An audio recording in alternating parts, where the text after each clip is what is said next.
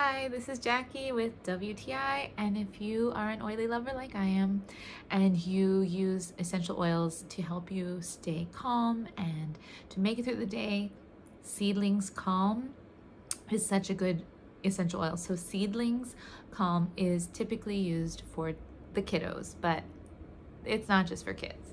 So I like to inhale this straight from the bottle, just a few deep breaths.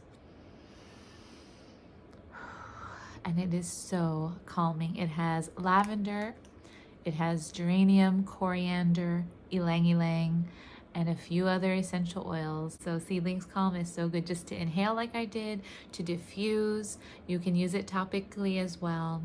It is a lovely oil and a great way to have an easy way to just like throw a few drops of this into your essential oil diffuser instead of having to make your own blend, because it's already prepared for you. And I like things easier, but that's just my point of view.